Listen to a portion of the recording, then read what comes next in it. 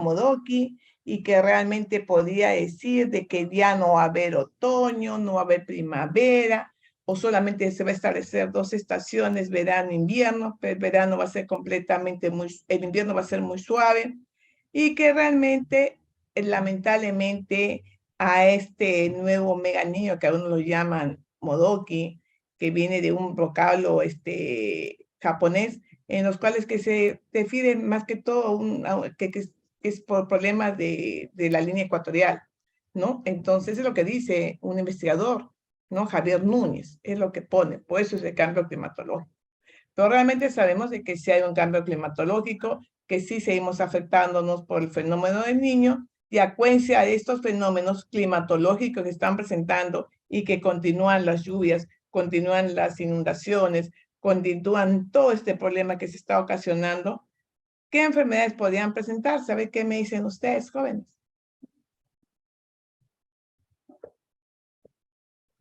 A ver. ¿Qué enfermedades podrían presentarse? Miren, lo están viendo por televisión, lo están escuchando por las noticias, estamos viendo ahora. ¿Qué enfermedades suceden en estos fenómenos del niño que estamos presentando y que realmente es llamado un fenómeno costero, un fenómeno niño global, que apareció después de muchos años? Mira cómo estamos con las temperaturas altas. Y mira lo que está pasando en todo el norte de nuestro país. Realmente creo que a nivel del sur ya parado las lluvias, ya no hay lluvias, están ya teniendo una estación propia de otoño, ¿no? Pero, ¿qué está sucediendo? ¿Qué enfermedades se puede presentar a consecuencia de este fenómeno climatológico? A ver, jóvenes. Doctora, ¿podría participar? Sí, por favor. Levanten su manito, hablen nomás. Doctora, ¿puedo participar? Por supuesto que sí. Bueno, como se refiere a esto del niño costero, hace demasiado calor, esto va a traer enfermedades como la malaria, como el dengue, por los mosquitos, y esto va a propagar una gran endemia dentro de una localidad que puede ir propagándose. Claro, así es, puede suceder cualquier. Gracias, Noé. ¿Quién más? Sí, doctora, por ejemplo, también, como lo vimos en la primera Yadira, ¿no? semana de la alerta a la leptospirosis por ¿Ya? la orina de los roedores, ¿no? Así es. La leptospirosis. Doctora, Muy también se bien. puede presentar Adriana. Ada, ¿no? sí. Ada. Enfermedades diarreicas agudas y respiratorias. Por supuesto, ¿no? Muy bien. Britney. Sí, doctora, podría ocasionarse el dengue o la chikungunya por cuando se acumula agua, ¿no? Y no es evacuada correctamente y ahí los mosquitos se propagan y causan estas enfermedades. Aparecen todas las enfermedades metancénicas que las vamos a ver, que le hemos tenido y que realmente estamos presentando casos. Muy bien. Entonces, por todo ello, es que todo consigo trae, pues, de que tenemos que ver cómo es la historia natural de la enfermedad y cómo, al conocer cómo se desarrolla la enfermedad, recién puedo intervenir para poder cortar la cadena de transmisión. Pero todo lo que hemos hablado se remonta a que tenemos que conocer muy bien lo que es la salud pública. Como sabemos, la salud pública, ustedes ya saben que es una gran ciencia y que de ahí parte la epidemiología, que es el punto principal de la salud pública, donde realmente lo que queremos usar es que ver qué causas, qué padecimientos tiene todo un grupo de la población para hacer la mejor técnica, ¿no? La técnica de protección o prevención de esa población para que no se presente en alguna enfermedad que está suscitando, pues lamentablemente algún brote o aumentando la prevalencia de enfermedades. Entonces, la salud pública tiene como función primordial de vigilar el estado de salud, no solamente del individuo, no solamente de la persona, sino tiene que ver de la familia y sobre todo la población. Por eso se llama la salud pública, porque buscamos cómo está la enfermedad de esta población, cómo está en sí, qué necesidades necesita esa población vulnerable a quien tenemos que prestar y garantizar los servicios de salud, y sobre todo lo que te queremos hacer pues es mejorar la salud, ¿no? No solamente esta localidad, sino por ende todo el país. Por lo tanto, cuando uno habla de salud pública, estamos hablando que no es una responsabilidad mía, sino es una responsabilidad colectiva, en las cuales educación, salud, municipalidad y otros se tiene que ver un estado de promover y proteger la salud. El simple hecho que le dicen, señores, por favor, vacúnense, están aumentando los casos de COVID, por favor, tenemos que tener un poco de prevención. Si ustedes, es opcional usar sus mascarillas, pero traten de usarlas porque estamos aumentando casos. Y sobre todo, protéjanse vacunándose. Pues la gente aún dicen que no, comienzan a hacer reuniones, fiestas, qué sé yo, yendo de viajes, pero no guardan la debida protección de la salud. Por lo tanto, cuando hablamos de salud pública, tenemos que ver sobre lo que es el enfoque poblacional y en sí lo que es la prevención, dándole primero la prevención primaria de la enfermedad. Donde yo estoy en mi análisis situacional, tengo que ver qué enfermedades tengo. Si estoy viendo que están aumentando casos de polio, pues para mí es algo espectacular. No puedo tener un caso de polio. Entonces, ¿qué tengo que hacer en ese momento? Coger a todos mis niños que no están vacunados, hacer un barrido casa por casa y vacunarlos contra la polio. Pero antes tengo que ver qué pasó, esa vacuna, cómo fue, dónde fue adquirida, qué lote, qué está sucediendo, ¿no? Entonces tengo que proteger a todos mis demás niños, especialmente aislar a los niños para que no haya mayor contagio. La salud pública tiene que ver mucho con integración, múltiples disciplinas y de metodologías, y sobre todo tenemos que ver con programas de prevención directa aquí a la comunidad. El simple hecho de que, por favor, a los niños hay que darles su hierro polimaltosado porque están viendo casos de anemia y muy marcados, no hay un buen desarrollo intelectual, físico de nuestros niños, es una forma de prevención. Hago mis programas, los programas de control de la tuberculosis, de planificación familiar y entre otros, para poder ayudar a mejorar la salud pública de nuestra comunidad. Asimismo, ¿cómo yo puedo dar salud si no hay un aseguramiento? La gente dice, vaya usted a su centro de salud, pero no tiene un seguro. Por lo tanto, hay que darle un buen servicio a nuestra comunidad. El que no tiene seguro hay que cubrirlo. Y por lo tanto, prestar atención para que vaya a un lugar que sea accesible y que realmente esté dirigido a un buen resultado de la salud de esa población. Y por supuesto, hay que ver la evaluación de políticas y estrategias de los servicios de salud pública. Entonces, si yo estoy viendo que realmente están aumentando casos, supongamos de dengue, tengo que proteger a mi población, tengo que promover la prevención y sobre todo si llega los casos de dengue, pues hay que saberlos evaluarlos, ver y dar una respuesta inmediata para que la persona reciba una buena atención, ¿no? Este es algo que lo hemos visto en todo lado cuando se han presentado casos de COVID. Realmente pacientes con oxígeno que han estado en todos los, hasta en pasadizos, en todos los establecimientos de salud y esperemos que no se repita, porque hay una manera de prevención que es a través de ¿qué? De la vacuna. Entonces, cuando hacemos nosotros una intervención en salud pública, tenemos que ver desde la higiene alimentaria. Pregunto, ¿qué pasa en el norte del país? ¿Realmente habrá una buena higiene alimentaria? Su compañera dijo, vamos a presentar casos gastrointestinales. ¿Realmente habrá un buen control de agua? Si todo está inundado, ¿habrá un buen control de saneamiento ambiental? ¿Cómo está la acción de la comunidad? ¿No? ¿Realmente está ayudando? ¿Realmente las casas están inundadas? ¿Qué podemos hacer? ¿Cómo podemos prevenir enfermedades? Y por supuesto, ahí tenemos que hacer una buena vigilancia de salud pública. Pero ¿en qué momento? Pues se hace un brote de leptospirosis, aumenta el dengue, a lo mejor aumenta la chikungunya. ¿Por qué no decirlo? ¿Dónde están las ratas? Están en un lado, puede aparecer, en la medida que hemos tenido hace muchos años atrás peste. Puede haber peste y todas las demás enfermedades que ustedes ya lo han mencionado.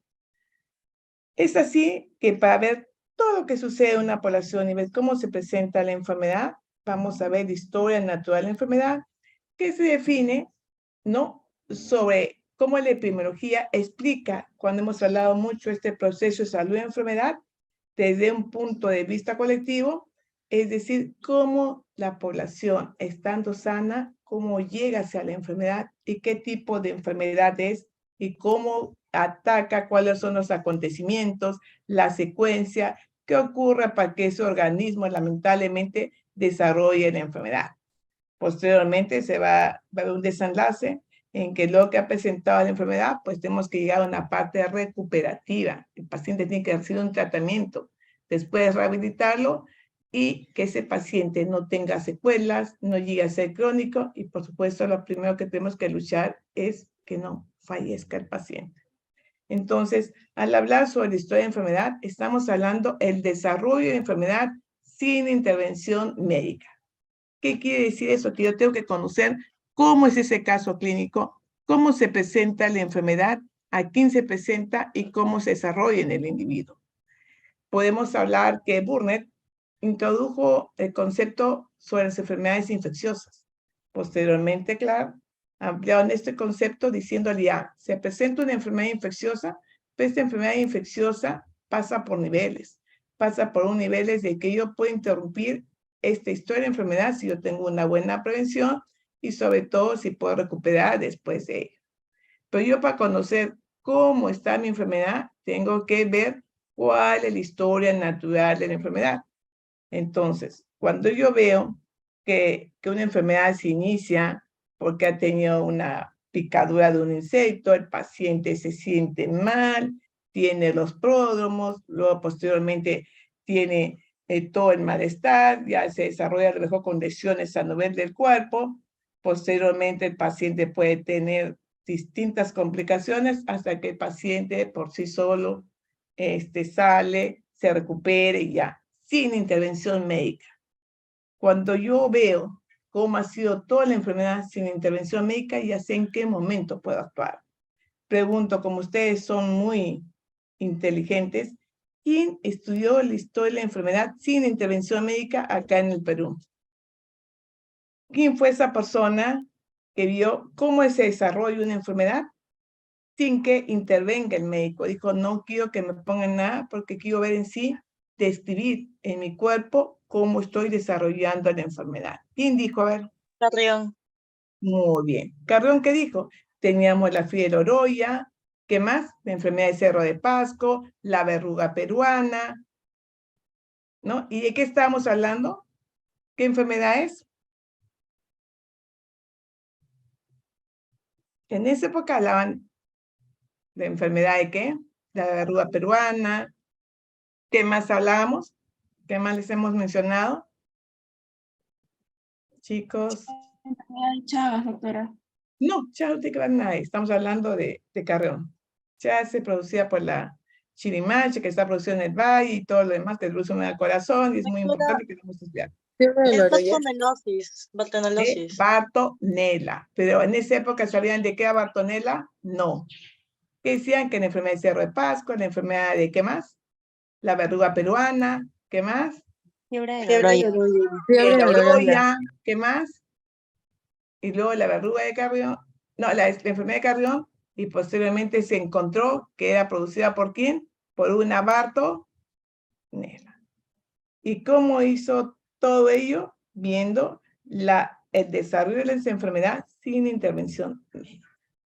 Entonces, el concepto de historia natural de la enfermedad como un curso de que se van presentando estos eventos en la persona y cómo se genera y se produce estos procesos morbosos, es lo que dice Vega Franco, que es el concepto de la historia natural de la enfermedad.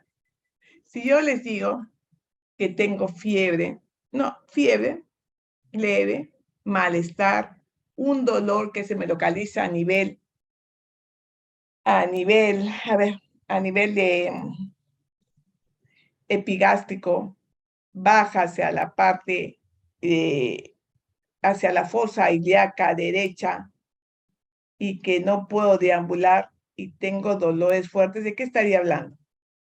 Apendicitis. Apendicitis. Puede ser apendicitis. ¿Qué más?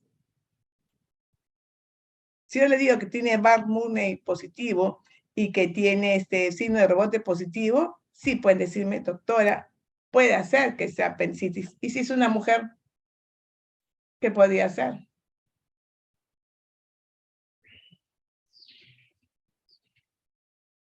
Chicos. Embarazo ectópico, doctora. Puede ser un embarazo ectópico. ¿Qué más? Un quiste apedículo torcido. Muy bien. Miren todo lo que puede suceder, pero tengo que conocer bien la historia natural de la enfermedad, porque ustedes ya conocen, saben que el dolor especialmente aparece en el epigastrio, se desarrolla en la paz umbilical, baja y tiende hacia la fosa ilíaca derecha. Ustedes ya conocen la historia natural de la enfermedad, pero para llegar a eso tuvieron que pasar muchos momentos de estudio para decir si tú tienes estos signos y síntomas, puedes estar desarrollando una apendicitis.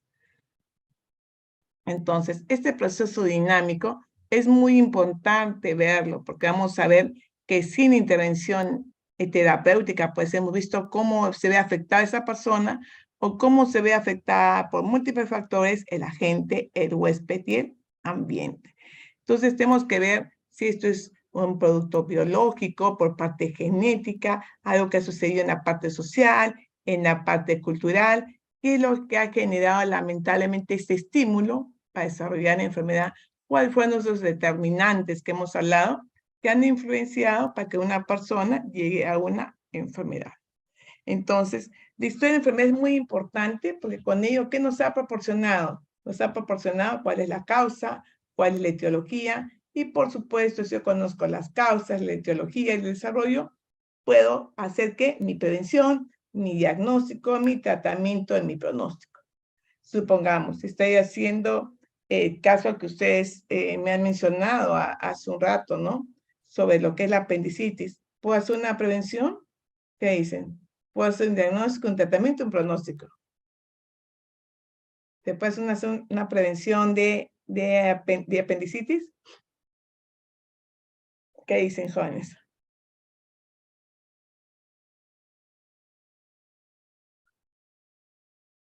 No, doctora.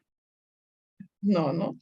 Pero generalmente esto está dado más que todo, casi un 80% en casos de enfermedad infecciosa y otros que no son infecciosas, como puede ser una enfermedad infecciosa, como se hablaba de una TBC, de una polio, y una no infecciosa, podemos hacer también el caso de una diabetes, de un cáncer. Entonces, hay que ver bien el conocimiento y la causa de etiología para yo ver la prevención, diagnóstico, tratamiento y pronóstico. Porque sí se puede hacer el tratamiento y pronóstico de todas estas enfermedades, que por supuesto, algunas son muy objetivas y otros son datos muy subclínicos, muy subjetivos. Yo no sé en qué momento la persona está desarrollando una diabetes. Yo no sé en qué momento la persona está desarrollando una fibromialgia o está desarrollando ya una artrosis, ¿no? O un reumatismo, no sabemos. Pero sí puede haber la forma de prevención de una persona, ¿no? Prever en el momento de cómo manejamos en la persona, cómo hacemos la anamnesis de la persona y sobre todo cómo podemos hablar con el paciente para que nos diga todos los casos de cómo se desarrolló la enfermedad para ver la historia clínica del paciente. ¿Cuál es la ventaja de esta historia natural de la enfermedad? Porque ya conociendo cómo se desarrolla la enfermedad podemos hacer una buena prevención. También podemos ver estos pasos que se van dando, los pródromos, la parte de fiebre, luego vienen los dolores, luego viene la enfermedad, en qué momento yo en este proceso de enfermedad puedo fomentar pues el hallazgo de investigación y sobre todo ver y hacer las medidas correctivas. Yo no esperar que este paciente que viene con un dolor en fosa ilíaca derecha, esperar tampoco cómo ya se desarrolla la enfermedad, no, tengo que hacer mi intervención, mi manera correctiva, tengo que inmediatamente entrar a sala. Yo no puedo seguir observando, viendo qué pasa con el paciente. Tengo que inmediatamente, como ya sé que hay un dolor que viene en el epigastrio, ya está en la parte umbilical, en la fosa derecha, y hago mis exámenes auxiliares y veo que realmente es una apendicitis, ya no puedo esperar porque ya sé si yo no opero en ese momento en qué va a terminar esa enfermedad, en una peritonitis. Y al final el paciente puede operar porque no interviene oportunamente. Entonces, muy importante es ver pues todas las precauciones que tiene que tener en relación al paciente y a la familia. Acuérdense los determinantes. Acuérdense cuando hablamos de la enfermedad, no es porque yo tengo bacilo de Koch, yo tengo TBC, todos tenemos portadores de bacilo de Koch, pero ahí viene la multicausalidad. ¿Cómo es la biología humana? ¿Cómo está el medio ambiente donde se desarrolla la persona? ¿Cómo van los estilos de vida? esa persona trabaja mucho, está en el ocio, está en la droga, qué es lo que sucede en esa persona. Y sobre todo, tengo un establecimiento de salud que realmente responde a ello. Hay un establecimiento de salud que realmente vea la parte preventiva y promocional. Entonces, para ello, la epidemiología ve factores en relación a la causa. Tenemos que establecer la probabilidad. Cuando hablamos de probabilidad, ahí inclusive hablamos sobre los estudios epidemiológicos, ver cuál es el valor P, cuál es el intervalo de confianza, qué sucede con el chi cuadrado cuando yo hago la probabilidad de que suceda realmente una enfermedad, si realmente estoy ocasionando pues realmente alguna buena prevención. Ver la secuencia temporal. Hemos visto mientras mayor tiempo, mayor dificultad para establecer un diagnóstico. Y para poder, mayor tiempo, mayor dificultad para un buen tratamiento. ¿Qué pasa con un paciente? Un paciente es muy distinto de tuberculoso cuando yo encuentro un sintomático respiratorio identificado y que tiene una cruz y le comienzo a tratamiento, a cuando encuentro un paciente tuberculoso identificado y que tiene 3 o 4 cruces. ¿Dónde va a ser mejor el tratamiento? ¿El que tiene una cruz o 4 cruces? ¿Qué dicen ustedes? El que tiene una cruz. Claro, porque ha pasado mayor tiempo, mayor dificultad, ¿no? De establecer, pues, un tratamiento, ¿no? Yo también, si veo una persona que está veo que está con la glucosa alta, tiene 100, 120, ¿no? Está en 140. Es una forma de actuar oportunamente que cuando veo a la paciente que ya tiene 300, 280 glucosa, ¿no? Que ya hay que dar el tratamiento de insulina y ya hay un deterioro, ¿no? A nivel circulatorio y todo lo demás, y es difícil ya de tratar. Entonces, empecemos viendo la secuencia temporal y la dirección, ¿no? Cuando hablamos de dirección hay que ver los criterios de consistencia, de fuerza, de especificidad, de coherencia y de verificaciones y predicciones predictivas, que eso lo vamos a ver a continuación. Cuando hablamos de criterios de causalidad, hay que ver la fuerza de asociación, es decir, un factor de riesgo y de enfermedad. Acuérdense que siempre hay una medida de asociación y esto está dado por el riesgo relativo. El riesgo relativo, señores, solamente mide se puede decir la intensidad de la enfermedad, la incidencia de la enfermedad. Eso lo mide el riesgo relativo. Mide prácticamente este avance de enfermedad, pero rápido, ¿no? Entonces, estamos viendo sobre la incidencia de la enfermedad, acuérdense, ¿no? Y la consistencia, vemos cuando hay una asociación en las cuales se repite continuamente según los investigadores. Decimos que aquella persona, pues, de que tiene tos por más de 15 días, que tiene sudoración nocturna, ¿no? Y que tiene, pues, una parte pálida y que está cansado. Mira lo que estamos hablando.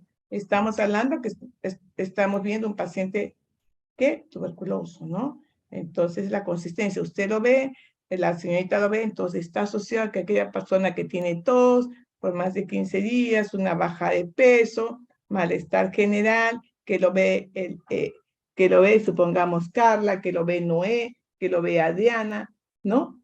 Que lo ve Gonzalo, estamos viendo que es una consistencia porque los investigadores están utilizando distintos métodos y llegamos al mismo punto.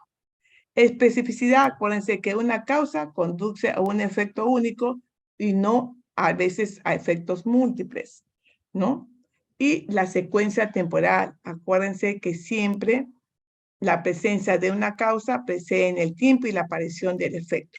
Siempre va a haber una causa por la cual se origina la enfermedad y mientras más nos demoremos para poder ver el tiempo, más nos demoremos en el diagnóstico, más nos demoremos para ver, poder cortar la cadena de transmisión, va a ser más difícil poder controlar esa enfermedad. Y la plausibilidad biológica, acuérdense que tiene que ver con la parte biológica, como su nombre le dice, que son sucesos en sí que se van a presentar en la enfermedad y que tiene que ver mucho con la biología de la persona. Cuando hablamos gradiente biológico se refiere a mayor dosis, no mayor riesgo de enfermar. Como yo le digo, si una persona tiene 4 cruces, ¿no? de TBC, su enfermedad va a ser peor que la que tiene una cruz, si hablamos de tuberculosis. Si vemos de una enfermedad de dengue, que tenga DEN 1, DEN 2, DEN 3, y que tenga un dengue hemorrágico, tiene mayor exposición a enfermar que el que tiene una simple picadura por un mosquito, ¿no? Entonces depende, eso mucho de la identidad biológica, así como la coherencia, ¿no? La coherencia que tiene que ver mucho de la causa-efecto, ¿no? Y hacemos cuál ha sido la causa y cuál va a ser el efecto que va a tener esa enfermedad, y eso lo estoy interpretando para varias enfermedades. Si yo me voy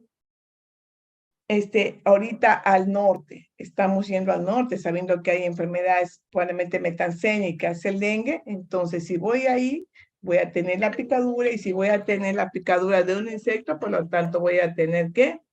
Voy a tener el efecto de tener una enfermedad, ¿no? Producida por una arbovirosis o algo que esté ahí.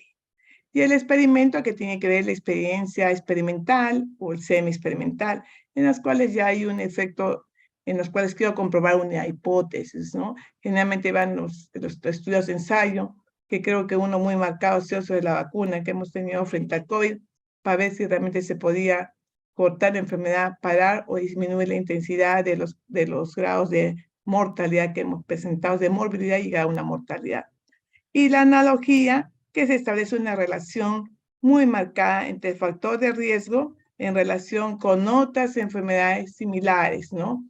Es decir, que existe una equivalencia de asociación. Cuando hablamos de analogía, podemos decir, el fumar te va a causar cáncer al pulmón. El fumar te puede causar problemas cardiovasculares. ¿Qué dicen? ¿Es lo mismo o no? ¿El fumar te va a causar eso o no? ¿Qué dicen ustedes?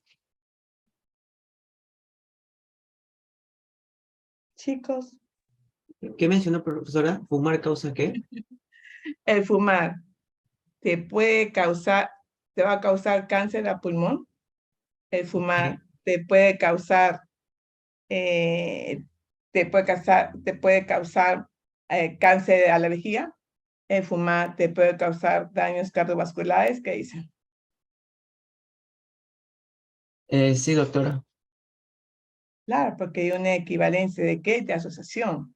Si yo fumo, me va a dar cáncer pulmonar. Es una asociación. A mayor exposición a cigarro, mayor ¿qué? Asociaciones con enfermedades de cáncer, al pulmón, alergia, en problemas cardiovasculares. ¿Ya?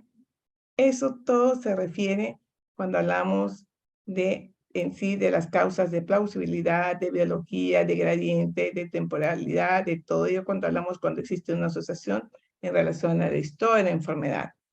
Según el modelo del siglo XX, decía que prácticamente la enfermedad en el cuerpo humano está concebido como una máquina. Si tienes un problema en la pierna, ampútale y le pones un problema, una pierna ortopédica, y la persona puede seguir deambulando. Pero eso no se quiere. No, yo no quiero reparar la máquina. Lo que quiero es, ¿qué cosa?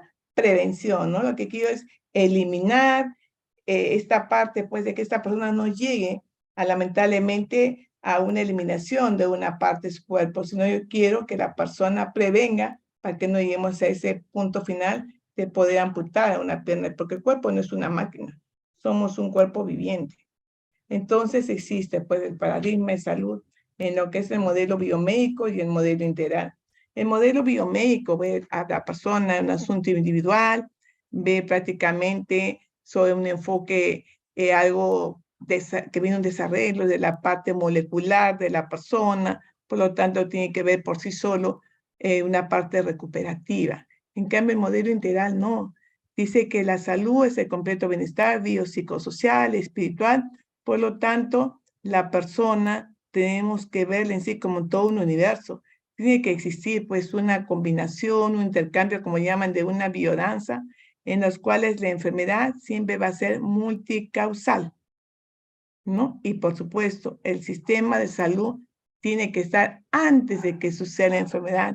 Sí, yo veo que generalmente a través de todos mis estudios epidemiológicos, veo que las causas de mortalidad están dadas más que todo por enfermedades crónicas, no infecciosas, pues tengo que actuar sobre qué fallecen esas personas, ¿no? ¿Qué puedo hacer que personas no mueran por esas enfermedades?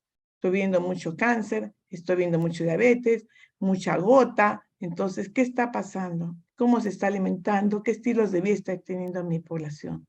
Entonces, yo tengo que recuperar, ahí hacer que esta persona, pues, tenga una parte preventiva y ser saludable para los siguientes años.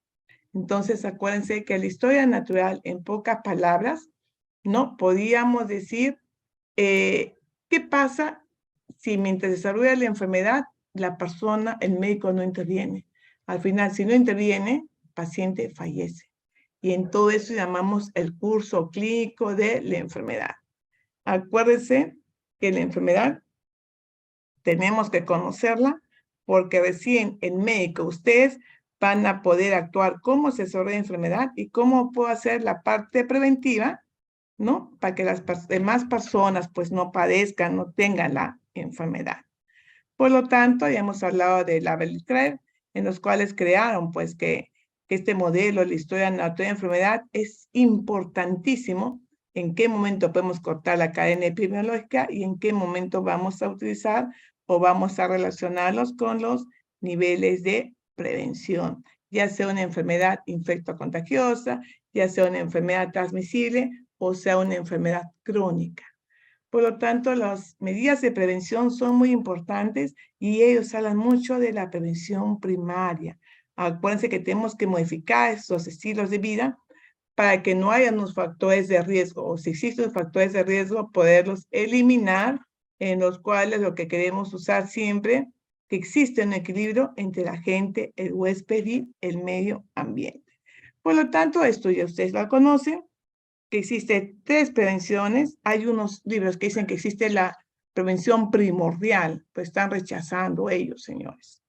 Existe solamente la prevención primaria, la secundaria y la terciaria. ¿Y nosotros a qué queremos llegar?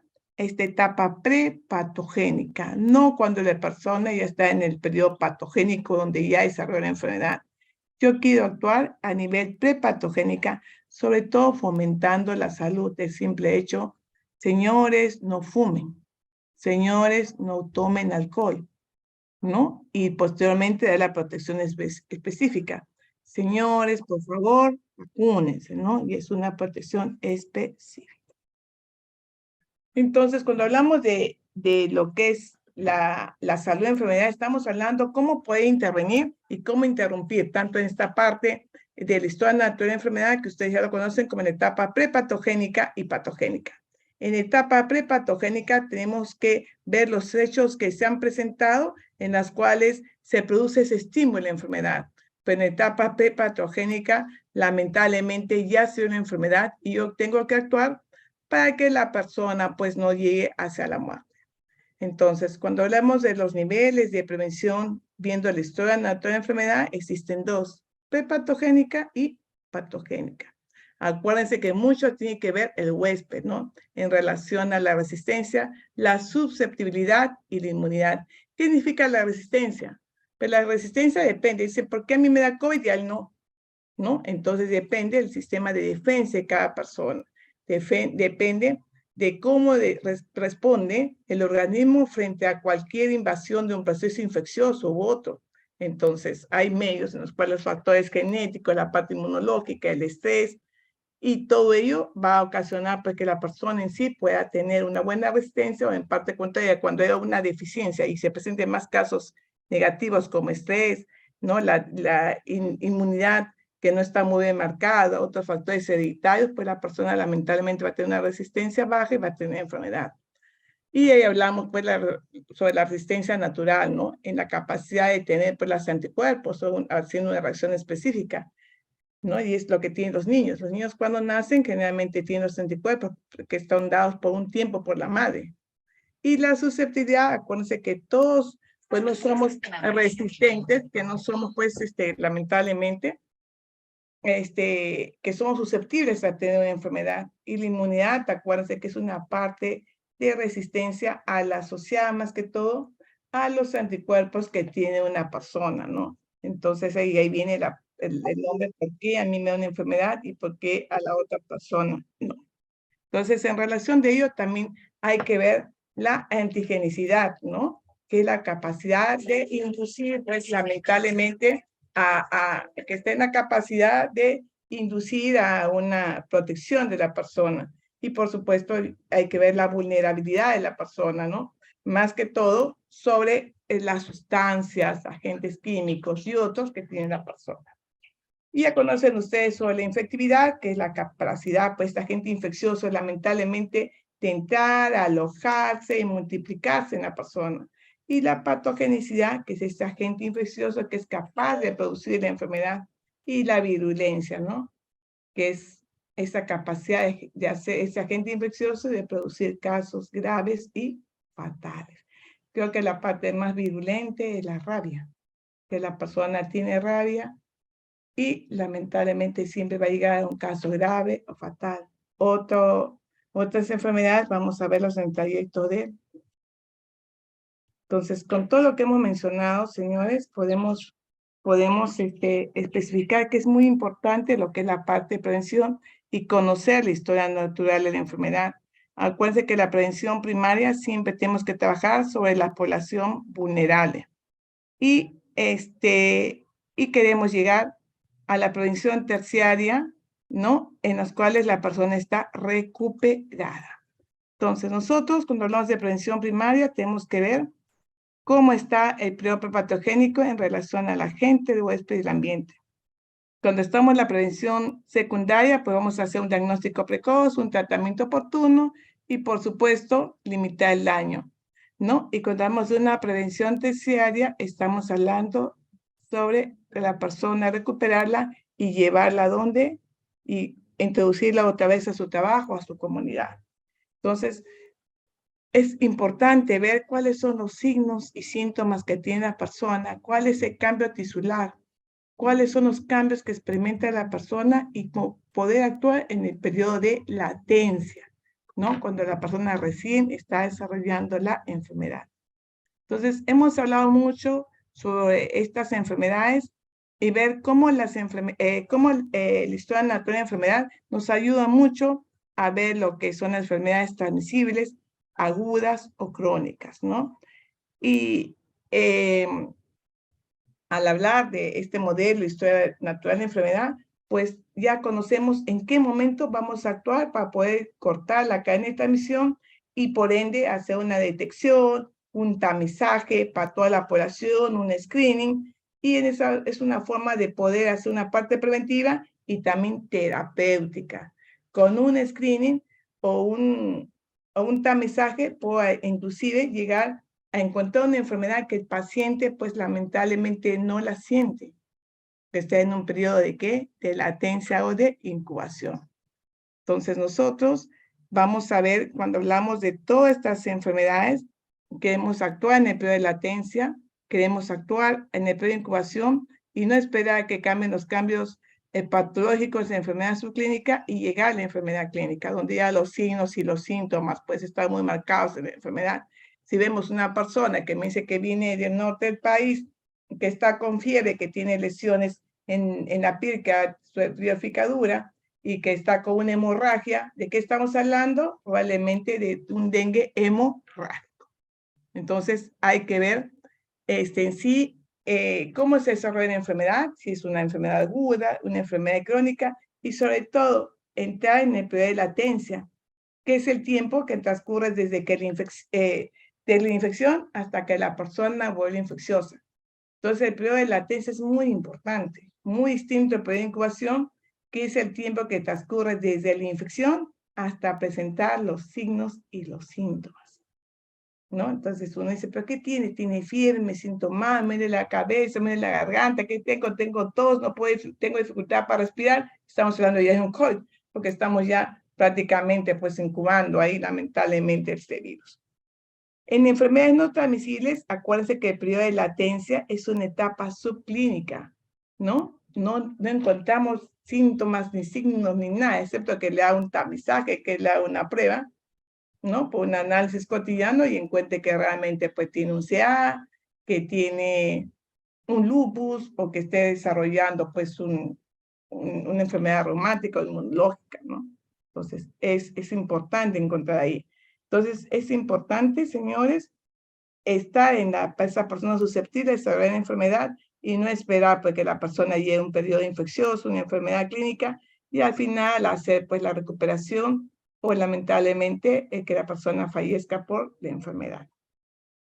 Entonces, cuando hablamos en etapa prepatogénica, estamos hablando sobre el equilibrio que tiene que existir entre la gente, el huésped y el ambiente. Y cuando hablamos en el periodo patogénico, estamos hablando que existe una etapa reactiva, ¿no? En sí, cómo ingresa hacia la persona, este virus, esta agente, cuál es la etapa de pródromos, que tiene malestar, la etapa subclínica, hasta cuando ya los signos se hacen evidentes que la fase clínica tiene etapa avanzada, hay una etapa resolutiva, que bien, que llega a la cronicidad, lleva a secuelas o fallece al paciente. Por ejemplo, si el paciente tiene una chikungunya, que va con fiebre, malestar general, está con dolor, por eso chikungunya significa el corcovado está doblado. La fase resolutiva se dice que una gran parte de ellos ya es la cronicidad. Los dolores son muy fuertes por aquella persona que no puede ni ponerse de pie, por eso significa encorvado, ¿no? Algunos ya no están al suicidio. Entonces hay que ver todos esos casos cómo se presentan. Entonces, cuando hablamos de periodo de incubación, hay enfermedades que duran rapidísimo. El periodo de incubación es corto, como el cólera, la salmonela, mediano, como la tifoidea, de 7 a 14 días, y largo, pues, como la hepatitis, ustedes saben. Yo pienso que el más corto es el cólera, porque yo en esa época de que hubo el brote de cólera, la epidemia de cólera, pues la persona venía en 2-3 horas, pues ya desarrollaba la enfermedad. El periodo de pródromos, que lamentablemente no sabemos qué tiene, porque tiene malestar general, tengo mareos, cefaleas, vómitos. Estoy esperando en qué momento se desencadena la enfermedad. Y la transmisibilidad, ¿no? Que tenemos que ver cómo se contagia en sí la enfermedad, cómo la transmite la enfermedad. Esta enfermedad puede ser transmitida antes de que los pródromos, como es el caso del dengue, ¿qué quiere decir? Que la persona ya ha sido picada, tiene malestar general, viene un zancudito, lo pica y realmente lleva la enfermedad a otra persona. No lo contagia, sino lo lleva a otra enfermedad. El dengue no es contagioso. El dengue es producido por la picadura de un insecto hembra que pica a otra persona que tiene ese virus. Cuando una persona transmite una enfermedad, por ejemplo, es en el cólera, apenas la persona tenga el cólera, el malestar general, vómitos y diarreas, hasta que siga con diarrea, sigue contagiando, ¿no?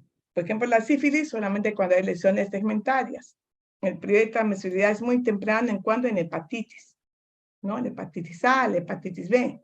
Y en forma intermitente, no sabemos en qué momento la persona también va a presentar el paludismo, y el periodo de transmisibilidad, se transmite la enfermedad desde que inicia hasta la convalescencia, hasta el final, es con la tifoidea. Acuérdense que el periodo terminal llega a la persona hacia la muerte o bien declina pues a una buena curación.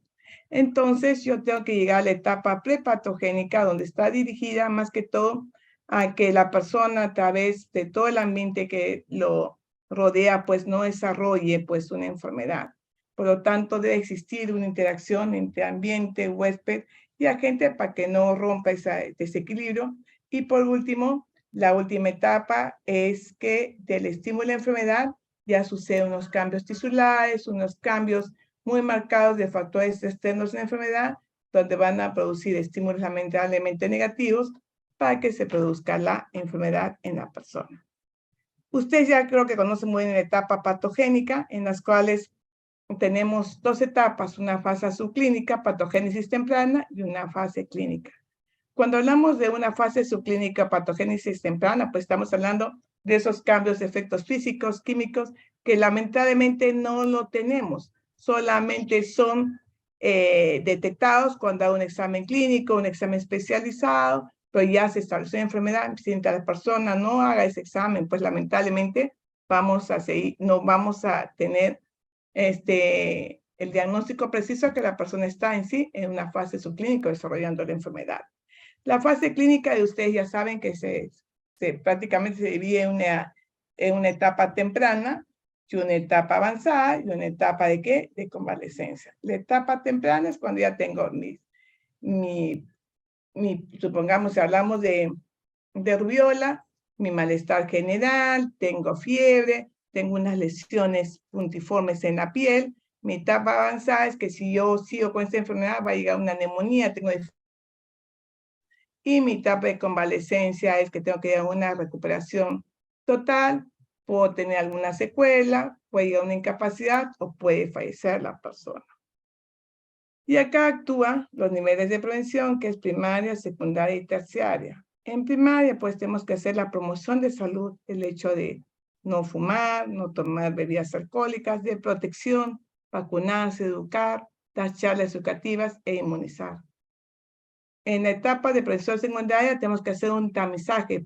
Cuando hay un tamizaje a todos ustedes, a lo mejor voy a encontrar que muchos de ustedes ya están debutando pues con una diabetes u otra enfermedad. Y la terciaria es que tengo que rehabilitar al paciente, sanarlo, curarlo, o en caso contrario, si queda con una secuela de una enfermedad, recuperarlo. Entonces, en enfermedad primaria lo que quiero es eliminar el factor de riesgo. ¿Cuál es el factor de riesgo? Pues el cigarro, el fumar, el tener pues una vida no muy sana, el simple hecho de vivir a lo mejor en altura, de vivir en el frío, de vivir en una zona de lluvias.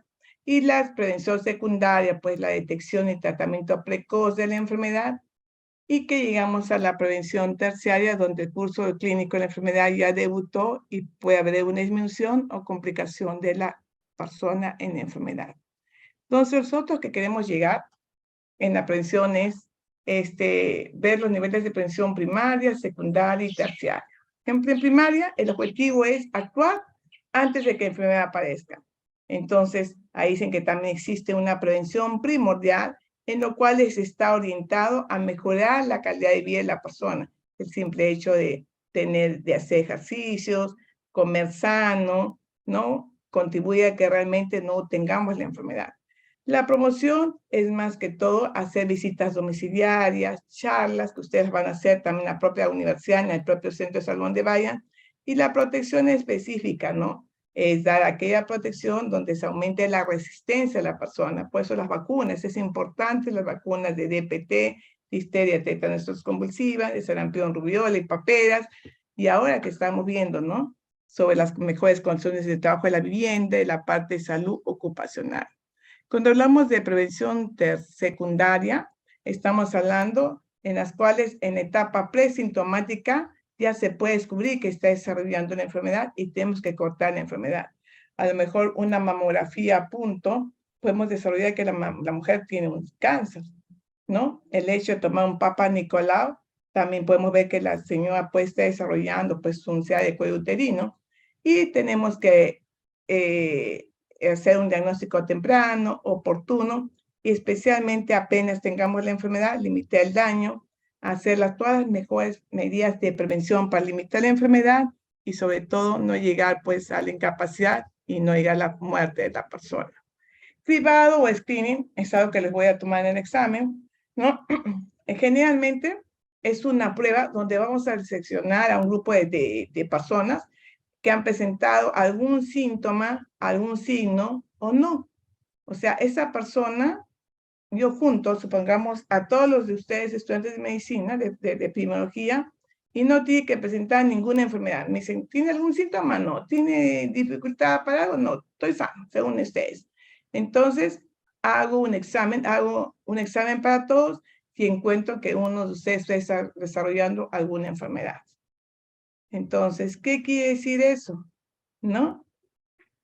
Que generalmente no pretende ser una prueba diagnóstica, sino estoy haciendo un examen a todos ustedes y que forma parte, acuérdense, de la prevención primaria, pero sí de todas las actividades de prevención secundaria. Porque la persona ya la encontramos donde la persona ya está haciendo la enfermedad. Ese es el cribado o screening. En la prevención terciaria, señores, es en la cual yo ya a la persona que está enferma mejoré las complicaciones, ya las damos el tratamiento y tenemos que recuperarla para que vuelva nuevamente a insertarse en la comunidad, que vuelva a tener su entrenamiento, ubicarlo en la parte laboral y que sea incorporado a la sociedad. Para ello es muy importante conocer la cadena de transmisión, la cadena epidemiológica, ver cómo se desarrolla la enfermedad, cómo entra, cuál es la secuencia entre la gente, el huésped y el ambiente, y cuáles son las secuencias en las cuales se va a ver una transmisión de la gente, pues lamentablemente, hacia la persona.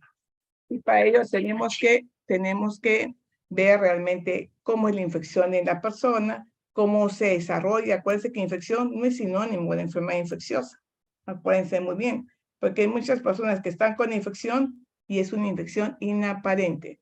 Hay personas que tienen una infección urinaria, tiene disuria, tiene tenesmo, tiene puntos renal positivos, no. Pero se le toma un examen de orina y está completamente con gérmenes, con hematíes y todo lo demás. Entonces, acuérdense que no es igual. Y hay que ver mucho los factores de propagación de la infección, especialmente si estos son biológicos, físicos, si realmente cómo es la fuente de infección, cómo entra, ¿no? Cómo entra la persona de hospedero susceptible, cómo se desarrolla, cuál es la salida, cómo se transmite la enfermedad y va siendo toda una cadena epidemiológica. Por lo tanto, cuando hablamos de cadena epidemiológica, estamos hablando sobre la forma de transmisión epidemiológica que es prácticamente conocido como la cadena de infección, en las cuales vamos a ver cómo se conduce la enfermedad sobre una persona, una huésped, ¿no? Que va a ser aquel que va a captar este agente agresor, ya sea un agente infeccioso, como un protozoario, una riquexia, cómo va a ser esa reserva de infección, cómo esa persona tiene buena inmunidad, qué pasó, cómo va a contagiar, por ejemplo, como ustedes hablaban, me decían, la poliomielitis es muy contagiosa, pero ¿cómo se contagia? También a nivel de heces, por la parte digestiva. ¿Cómo se transmite la enfermedad en forma directa? ¿No? Puede ser por contacto físico, ¿no? En forma indirecta o no. Puede ser por una simple tos y gotitas de flujo, llega a la otra persona y se contagia, ¿qué? Con coronavirus. Por eso es muy importante, señores, que ustedes usen su mascarilla. Y la propagación, ¿no? De la enfermedad. Ahora hay que ver la vía de entrada. El germen entra por la nariz, puede entrar por la piel, la mucosa, genitourinario y algunas iatrogenias que se han producido, ¿no? Y el hospedero susceptible hay que ver esa persona, la edad, el sexo, la nutrición y el estado de salud para que se desarrolle la cadena de transmisión. Entonces depende mucho del huésped, la edad, el sexo, la ocupación, depende del tipo infeccioso que va a ocasionar la enfermedad, sea un químico, sea biológico, y depende de los factores ambientales. Mina calor que tenemos, el hacinamiento, el agua que comenzaba a decir sus compañeros. Muy bien, la próxima semana vamos a ver la vigilancia de enfermedades transmisibles a nivel de todo el Perú y vamos a desarrollar las cadenas epidemiológicas. ¿Algo hasta ahí, señores?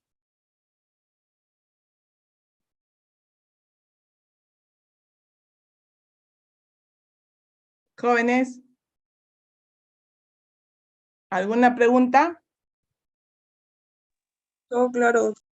Todo claro, doctora. Claro, doctora. Creo que son dormidos ustedes, creo que vamos a hacer las clases presenciales para poderlos ver y ver que realmente están ahí en plena clase. Muy bien, está nuestra señorita delegada.